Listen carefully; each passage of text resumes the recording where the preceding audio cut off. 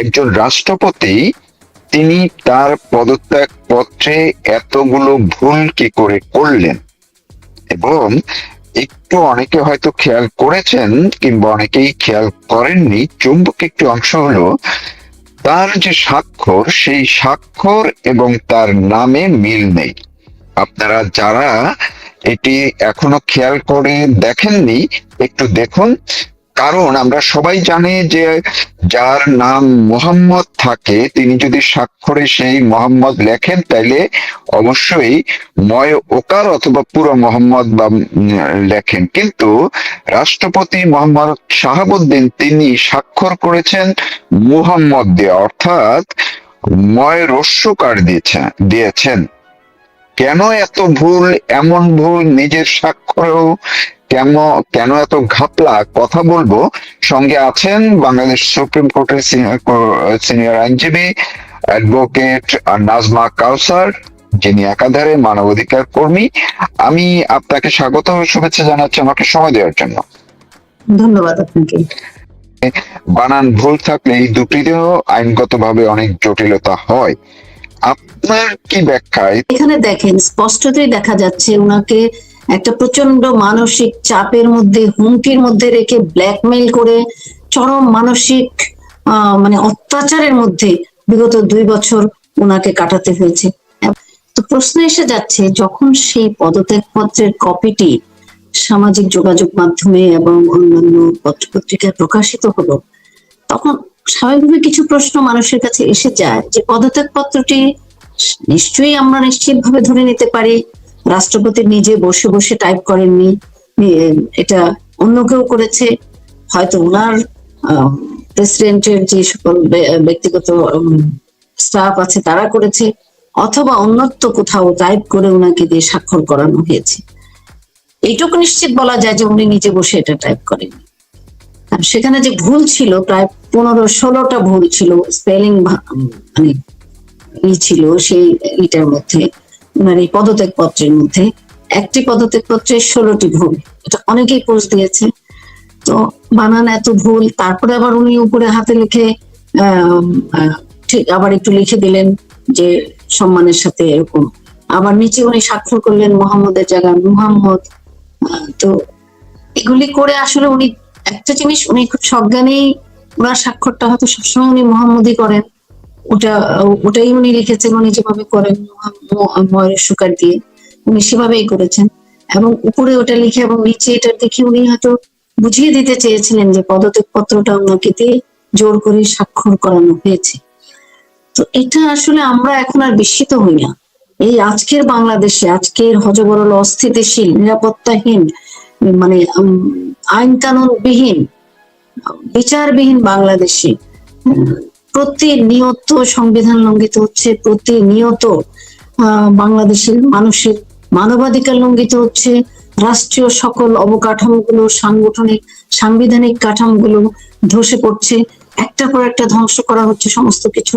আপনারা জানেন যে বিগত প্রায় 2 বছর ধরে এই রাষ্ট্রপতি, শুধুমাত্র রাষ্ট্রপতি যখন নির্বাচিত হয়ে যায় তিনি তখন সকলের রাষ্ট্রপতি, বাংলাদেশের রাষ্ট্রপতি, বাংলাদেশের সবচেয়ে সর্বোচ্চ পদে আসীন তিনি।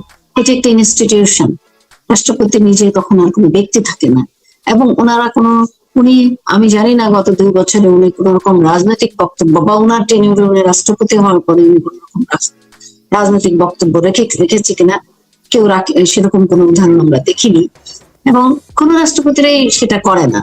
কিন্তু আমি এই জায়গাটিতে আপনাকে একটু স্মরণ করিয়ে দিতে চাই, রাজনৈতিক বক্তব্য উনি যে কিছুটা দিয়েছেন সেটা তো আমরা ওনার এই সংসদে বক্তব্য, তারপরে বিএনপি সরকার যখন ক্ষমতা গঠন করলো এরপরে তিনি যেভাবে জিয়াউর রহমানের এই স্তুতি করেছেন, এবং সেটা তো এক ধরনের রাজনৈতিক বক্তব্যই দিলেন। সে জায়গায় আসছি যে রাজনৈতিক আমাদের কোন পূর্ববর্তী রাষ্ট্রপতিদের খুব একটা বেশি নিয়ম নেই, মানে উদাহরণ টানা যাবে না।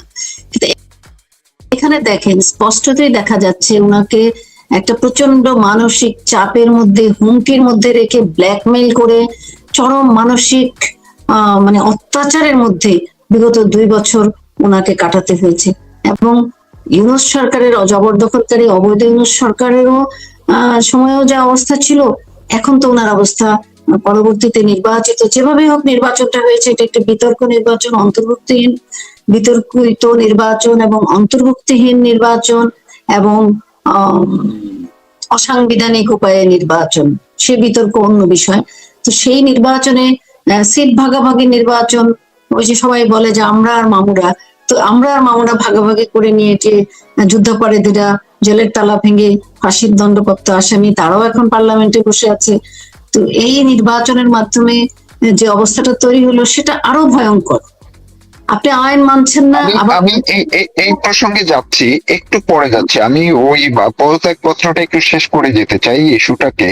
সেটা হচ্ছে যে ধরুন আমরা কি কি দেখি, আপনি আইনজীবী হিসেবে আপনার প্রফেশনের জায়গায় ধরেন আপনার মক্কেল একটা চিঠি লিখে নিয়ে আসলো যদি আদালতে সাবমিট করার জন্য, যদি সেটা তার নিজের হাতের লেখা দরকার হয় কিংবা ডকুমেন্টেশনের জন্য বা নথির জন্য, তখন আপনি অবশ্যই বা আপনার নিজে যখন একটা ড্রাফট করবেন, আপনার স্বাক্ষর দিতে হবে আদালতে সাবমিটের জন্য। যখন আবেদন করেন সেটার মধ্যে যদি অন্য একজন ড্রাফট করলেও যদি ভুল থাকে, আপনি তখন বলবেন না যে এটা কারেকশন করে নিয়ে আসো, নয়তো আমি স্বাক্ষর করব না। তো তিনি কেন সেটা করলেন না? মানে তার কি অবস্থা তখন এরকমও ছিল না যে তাকে সেই সুযোগটাও দেওয়া হয়নি নাকি? এই আমার কাছে কেন সকলের কাছে অদ্ভুত লাগবে এটা, যে একটা ধরে নিলাম যে কেউ একজন ড্রাফট করে ওনার সামনে এনেছে, উনি সেটাকে দেখে না দেখে কেন স্বাক্ষর করবেন? বা উনি কি পরে দেখার সময় সুযোগ ছিল না? এত কি তারা ছিল যে ওই কারেকশন করা পদত্যাগ পত্রটাই ওনাকে স্বাক্ষর করতে হলো? উনি যেখানে উপরে কারেকশন করে লিখে দিয়েছেন নিজের হাতে, সেখানে উনাকে কি সেটাকে আবার পুনরায় টাইপ করে এনে ওনাকে আবার স্বাক্ষর করানো যায়নি? এত তাড়া কেন ছিল? তার মানে পরিস্থিতিটা এমন ছিল যে একেবারে ভাবটা এরকম যে বন্দুকের নলের মুখে ওনাকে এক্ষুনি স্বাক্ষর করতে হবে, এরকম একটা ঘটনা ঘটেছে। এটাই প্রমাণ করে, কারণ আরেকবার টাইপ করে নিয়ে আসার মতো অবস্থাও ছিল না। কিন্তু প্রশ্ন হচ্ছে এখানে যে এত তাড়া কিসের? একচ্ছত্রভাবে ক্ষমতার অপব্যবহার করে, ফ্যাসিবাদী মনোভাব নিয়ে, আইনের তোয়াক্কা না করে, সংবিধানের তোয়াক্কা না করে এত তাড়াহুড়া করে কেন ওনাকে স্বাক্ষর করাতে হলো, বা কেন উনি স্বাক্ষর করলেন? আর কেনই বা সেটা গৃহীত হলো? সেটা তো পুনরায় আবার যেতে পারতো যে না এটাকে টাইপ করে পুনরায় টাইপ করে আবার নিয়ে আসো।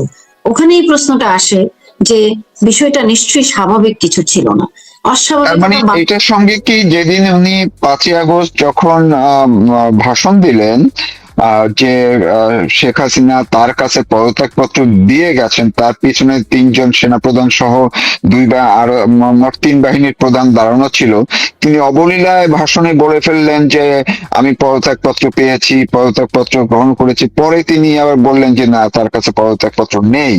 তাহলে তখন যে অবস্থার মধ্যে তিনি এরকম করেছেন, এবারও কি তাই করলেন কিনা?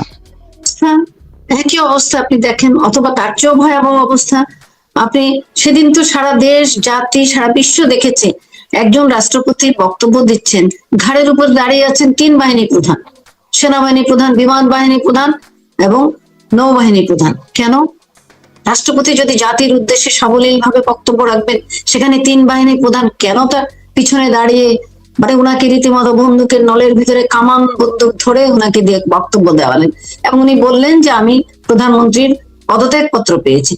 পরবর্তীতে বিশিষ্ট সাংবাদিক মতিউর রহমান সাহেবের সাথে সাক্ষাৎকারে উনি বলেছেন আমি কখনো সেই পদত্যাগ পত্র দেখি নাই এবং পদত্যাগ পত্র আমার কাছে নাই। এবং এইটার জন্য বহুবার গত 2 বছর ধরে চ্যালেঞ্জ করা হয়েছে, আদালতে পর্যন্ত যাওয়া হয়েছে, কিন্তু সেই পদত্যাগ পত্র আর কেউ দেখাতে পারেনি। ঠিক একইভাবে এই ঘটনাটিও ঘটেছে। কারণ আপনি দেখেন, বিএনপির ইতিহাস হচ্ছে ক্ষমতা অপব্যবহার করে বন্দুকের নলে ক্ষমতা দখল করা। 1977 সালের 21শে এপ্রিল জেনারেল জিয়াউর রহমান একইভাবে তৎকালীন রাষ্ট্রপতি আবু সাদাত মোহাম্মদ সায়েমকে বন্দুকের নলে উনাকে পদত্যাগ করতে বাধ্য করেছে, এবং উনি ওনার লেখায় লিখে গেছেন কিভাবে জিয়াউর রহমান সেখানে গিয়ে অস্ত্র উঠিয়ে রীতিমতো ওনার বেডের উপরে পা উঠিয়ে দিয়ে ওনাকে দিয়ে পদত্যাগ পত্র স্বাক্ষর করিয়েছে। আরেকটি ঘটনা ঘটেছে 2002-এ, আপনি দেখুন তাদেরই বিএনপিরই মানে প্রথম প্রতিষ্ঠাতা সদস্য সচিব ছিলেন যিনি ডক্টর বদরুদ্দোজা চৌধুরী, উনি যখন রাষ্ট্রপতি হলেন, যখন তাদের কথা মতো চলছিলেন না, ওনাদের দলীয় ব্যাপার কেন জিয়াউর রহমানের মাজার জিয়ারত করতে গেল না, কবর জিয়ারত করতে গেল না, সেই কারণে ওনার উপরে ক্ষুব্ধ হলেন। ওনারা ক্ষুব্ধ হয়ে দেশের রাষ্ট্রপতিকে নজিরবিহীন ভাবে ওনাকে পদত্যাগে বাধ্য করলেন এবং ওনাকে মফ করে দৌড়িয়ে, রেল লাইন দিয়ে দৌড়িয়ে, ওনার কাপড় চোপড় খুলে ওনাকে দৌড়ে পালাতে বাধ্য করেছে। আরেকবার দেখেন সেই ধারাবাহিকতা, সেই জিয়াউর রহমানের পুত্র, সেই খালেদা জিয়ার পুত্র, মানে বাপকা বেটা সিপাহী কা ঘোড়া, তো বাপকা বেটা একই উদাহরণ তৈরি করেছে। এতদিন তো ছিলই প্রেসিডেন্ট, তো তাকে ওনাকে সম্মানের সাথে এতদিন আপনারা, নির্বাচন হয়েছে ফেব্রুয়ারিতে, উনি তো বলেছে যখন সরকার চাবে আমি সরে যাব, আপনারা তখন বলতেন ভদ্রভাবে সময় দিন, উনি চলে যাক। তার মধ্যে এইরকম হযবরল অবস্থা করে এক্ষুনি ছুটির দিনে, শুক্রবারে ছুটির দিনে কেন উনাকে পদত্যাগ করতে হবে সেদিনই? কেন অন্যদিন নয়? কেন অফিসিয়াল ডেটে নয়? কেন এত তড়িঘড়ি? এটা কি বলার অপেক্ষা রাখে যে নিজেদের ক্ষমতাকে নিরঙ্কুশ করার জন্য সেই একই ভাবে সংবিধান এবং আইনকে পদদলিত করে কোন যা ইচ্ছা তাই অ্যাবসলিউট মেজরিটি পেয়েছি বলে আমি বাংলাদেশকে কিনে নিয়েছি? তো এই ইতিহাস তো বিএনপির পুরনো ইতিহাস, বারবার আইনকে পদদলিত করা, সংবিধানকে লঙ্ঘন করা। এবং আপনি দেখেন প্রেসিডেন্ট শপথ নিতেও, সবাই শপথ নিতে ওনার কাছে যায়নি, আবার যখন শপথ নিলেন তারপর থেকে প্রধানমন্ত্রী, মানে এখনকার বর্তমান প্রধানমন্ত্রী তারেক রহমান বিদেশ সফরে গিয়েছেন, যাওয়ার আগেও রাষ্ট্রপতির সাথে দেখা করেননি, যাওয়ার পরেও দেখা করেননি। এইসব উদাহরণগুলো তো বাংলাদেশের জন্য কখনোই কোনোভাবে গ্রহণযোগ্য নয় এবং ভালো ভালো নজিরও স্থাপন করছে না। তো আপনি কি আশা করবেন তাদের কাছে? আপনি যে যেখানে অবশ্যই আমরা নিশ্চিত যে একটা প্রচন্ড রকমের আইনের মানে অস্ত্রের মুখে, চাপের মুখে অথবা যে কোনো হুমকির মুখে উনি বাধ্য হয়েছেন পদত্যাগ করতে। পদত্যাগপত্রের মধ্যেও কিন্তু 5ই আগস্টের যে প্রসঙ্গটা তিনি তুলেছেন, এটি সবাই বলছেন যে এটি অপ্রাসঙ্গিক ছিল, কারণ পদত্যাগপত্রে এই প্রেক্ষাপট তুলে ধরার কোনো দরকারও ছিল না এবং সেই প্রসঙ্গটাও আসেওনি। কিন্তু উনি একটি শব্দ আবার ব্যবহার করেছেন। উনি কিন্তু সেখানে বলেননি যে প্রধানমন্ত্রী পদত্যাগ করেছেন, সেটি বলেননি। উনি বলেছেন সরকারের পতন ঘটেছে। তো এই যে পদত্যাগের বিষয়টি কি, মানে শেখ হাসিনার পদত্যাগের বিষয়টি কি উনি যেই ড্রাফট করেছেন তারা কি সচেতন ভাবে করেছেন, নাকি এটার মধ্যে কোনো আবার কিন্তু আছে, আর একটা ডকুমেন্ট তৈরি করার জন্য কোনো কিছু রাখলো কিনা এইভাবে? না, পদত্যাগটা যে বা যারাই এই ড্রাফটটা করেছে তারা ইচ্ছা করে পতন ঘটেছে।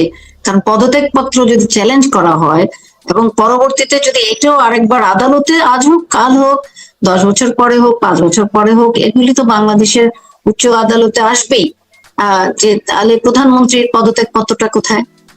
তো সে কারণে তারা খুব সচেতন ভাবেই পদত্যাগ শব্দটাকে এড়িয়ে গিয়ে পতন হয়েছে কথাটা লিখেছে। তো ভালোই হয়েছে, বরং পতন হয়েছে। তাহলে প্রধানমন্ত্রী যদি, বাংলাদেশের সংবিধান অনুযায়ী প্রধানমন্ত্রী যদি পদত্যাগ না করে থাকেন, স্বহস্তে লিখিত পদত্যাগ পত্র বাংলাদেশের সংবিধান অনুযায়ী রাষ্ট্রপতির কাছে হস্তান্তর করতে হবে প্রধানমন্ত্রীকে, এবং রাষ্ট্রপতিকে অনুরোধ জানাতে হবে সংসদ ভেঙে দেওয়ার জন্য। এ দুটোর কোনোটাই মাননীয় প্রধানমন্ত্রী জননেত্রী শেখ হাসিনা করেননি। তাহলে পদত্যাগ পত্র নিয়ে চ্যালেঞ্জ আসবে, তারপরে উনি সশরীরে গেলেন না কেন সেটা প্রশ্ন আসবে, ওনার স্বহস্তে লিখিত পদত্যাগ পত্র কোথায় সেটারও প্রশ্ন আসবে। এবং এখানে যারা, আরেকটা জিনিস, যারা খুব ইচ্ছাকৃত ভাবে এটা করেছে, একটু কাঁচা হাতের কাজ যদিও, এটা কিছু ভুল কিছু সংমিশ্রণ করে, যেখানে ওনারা ওই কেয়ারটেকার গভর্নমেন্টের বৈধতাটা, কেয়ারটেকার তো না, ওই তত্ত্বাবধায়ক সরকার, সেটাকে বৈধতা দেওয়ার জন্য, যে ওটা বৈধ ছিল, কারণ আমরা আইনজীবীরা, আমাদের অনেক সিনিয়র আইনজীবীরা যেটা বলে বেড়াচ্ছে, চ্যালেঞ্জ করছে, বলছেন প্রত্যেকটা বিভিন্ন সোশ্যাল মিডিয়ায়, বিভিন্ন টেলিভিশন টক শোতে যারা বলছেন, প্রত্যেকেই বলছেন যে, এবং 106 অনুচ্ছেদ অনুযায়ী রাষ্ট্রপতি যে সুপ্রিম কোর্টের কাছে যে রেফারেন্স চেয়েছিলেন যে এই পরিস্থিতিতে, দেশের এই পরিস্থিতিতে কি একটি অন্তর্বর্তীকালীন সরকার, ইন্টারিম গভর্নমেন্ট গঠন করা যায় কিনা, সরকার গঠন করা যায় কিনা, সেটার জন্য তো সেখানে বলা হয়েছে যে হ্যাঁ, ফুল বেঞ্চ প্রধান বিচারপতির নেতৃত্বে তারা মতামত দিয়েছে। কিন্তু পরবর্তীতে আমাদের সিনিয়র আইনজীবী বাংলাদেশ সুপ্রিম কোর্টের আপনার মহসিন রশিদ, উনি যখন চ্যালেঞ্জ করে রিট করলেন সেই 106-এর যে রেফারেন্ডাম, উনি চ্যালেঞ্জ করলেন যে প্রধান বিচারপতি কোথায় বসলো, কখন বসলো অন্য বিচারপতিদের নিয়ে, আমরা তো কেউ আদালতে দেখিনি ওনাকে। ওনাকে তো বরং লিস্টে দেখলাম যে উনি ক্যান্টনমেন্টে আটক আছেন। তাহলে কখন কিভাবে, ভার্চুয়ালি হলো না রিয়েল হলো, রিয়েল আদালত হলো, সেই ডকুমেন্টস গুলো আমরা দেখতে চাই, কোন কোন বিচারপতিরা সেটাতে স্বাক্ষর করেছে। কিন্তু তখন সুপ্রিম কোর্ট খুব কায়দা করে, ইউনুসের সময়ে খুব কায়দা করে ওই প্রসঙ্গটি এড়িয়ে গিয়ে বললো যে এটা বৈধ। এখন প্রশ্ন হচ্ছে, যদি 106 অনুচ্ছেদ অনুযায়ী ওই সুপ্রিম কোর্টের বিচারপতিদের রেফারেন্ডাম মানে রেফারেন্স অনুযায়ী যদি আপনার মানে ইন্টারিম সরকার গঠন করা, ইউনুসের মানে অন্তর্বর্তীকালীন সরকার গঠন যদি অবৈধ হয়, তাহলে ইউনুসের অধীনে সকল কর্মকাণ্ড অবৈধ, ইউনুসের অধীনে নির্বাচন অবৈধ, এবং এই নির্বাচনের অধীনে নির্বাচিত প্রধানমন্ত্রী অবৈধ। এই প্রশ্নটা যখন আসছে, সেটাকে এড়ানোর জন্য খুব টেকনিক্যালি এই রাষ্ট্রপতিকে দিয়ে এই প্রশ্নটাও এই পদত্যাগ পত্রে ইরিলেভেন্ট ভাবে, যেটা কোনো অপ্রাসঙ্গিক, যেটা কোনোভাবেই এটার সাথে প্রাসঙ্গিক নয় পদত্যাগ পত্রের সাথে, সেটা এখানে ঢুকিয়ে দেওয়া হয়েছে কায়দা করে। কিন্তু আপনি নিশ্চিত থাকেন, এই বাংলাদেশের উচ্চ আদালতে, সুপ্রিম কোর্টে আজ হোক কাল হোক, একদিন না একদিন এই বিষয়গুলো, এই 106 অনুচ্ছেদ, প্রধানমন্ত্রীর পদত্যাগ পত্র অথবা রাষ্ট্রপতির এই যে জবরদস্তি, সেটা হয়তো গায়ের জোরে ওনারা করে নিলেন, সবকিছু কিন্তু চ্যালেঞ্জ হবে। কারণ আপনি বাংলাদেশের সংবিধান স্থগিত করেননি, সংবিধান স্থগিত করে জরুরি অবস্থা ঘোষণা করেননি, কিংবা দেশের সামরিক আইনও চলছে না, স্বাভাবিক নিয়মে সংবিধান অনুযায়ী চলছে। আপনারা সংবিধানকে লঙ্ঘন করছেন প্রতি পদে পদে। সুতরাং যারা সংবিধানকে লঙ্ঘন করে অবৈধভাবে ক্ষমতা দখল করেছে, এসব অপকীর্তিগুলি করেছে, তাদের বিচার বাংলাদেশের আদালতেই হবে, হতেই হবে ইনশাল্লাহ। এইটাই নিয়ম। যদি দেশটাকে আপনি স্থিতিশীল একটি বাংলাদেশ হিসেবে গড়ে তুলতে চান, বাংলাদেশে যদি আইন শৃঙ্খলা রক্ষা করতে চান, আইনের শাসন কায়েম করতে চান, মানুষের অধিকার, মৌলিক মানবিক অধিকার রক্ষা করতে চান, সাংবিধানিক অধিকার রক্ষা করতে চান, তাহলে এগুলি প্রশ্ন একদিন না একদিন দাঁড়াবে। কিন্তু আজকে গায়ের জোরে করে যাচ্ছেন, যেমনি ভাবে করে গেছেন। জিয়াউর রহমান ক্ষমতার, উনাকে কে নির্বাচিত করেছে রাষ্ট্রপতি হিসেবে? উনি তো বন্দুকের জোরে 77 সালের 21 এপ্রিল ওয়ান ফাইন মর্নিং অথবা ওয়ান ইভিনিং উনি গিয়ে রাষ্ট্রপতি সাদাতকে পদত্যাগ করিয়ে উনি ক্ষমতা দখল করেছেন। একই ধারাবাহিকতায় এরশাদও তাই করেছে।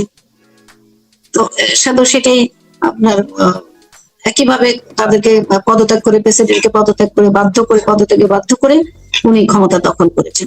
তো সেটাই আজকে খায়রুল হক সাহেবের বিচারপতি, প্রধান বিচারপতি খায়রুল হক সাহেবের হাতে হাত করা কেন? কেন উনি পরপর বিভিন্ন হত্যা মামলার আসামি? এইসব কারণে। কারণ ওই পঞ্চম সংশোধনীর রায়ে উনি বলেছিলেন যে পঞ্চম সংশোধনী অবৈধ, এবং এইভাবে ক্ষমতা দখল করা অবৈধ, এবং এটাকে সংসদে আইন করে বন্ধ করা হোক। সংসদে আইন করে পার্লামেন্টে সংবিধানে এটা সংযুক্ত করা হয়েছে যে এর পরবর্তীতে কেউ অবৈধভাবে ক্ষমতা দখল করলে তার দেশদ্রোহী হিসাবে তার সাজা মৃত্যুদণ্ড। ওটা জেনেই আজকে আর এখন আর সামরিক শাসকরা ক্ষমতা দখল করেনি, সামরিক বাহিনীর আড়ালে পিছন থেকে মদতে অথবা সাহায্যে কিছু অংশের সহযোগিতায় একটা অভ্যুত্থান খেলা হয়েছে, যেটা সম্পূর্ণভাবে একটা চক্রান্ত ছিল, মানুষের সাথে একটা প্রতারণা ছিল, মিথ্যা অপপ্রচার, এবং এর মাধ্যমে সেটা আজকে প্রমাণিত হয়েছে বাংলাদেশের বিভিন্ন দেশ। সে প্রসঙ্গে আমি আর যাই না, ওটা অন্য একটা প্রসঙ্গ, আলোচনা অনেক দীর্ঘ হয়ে যাবে।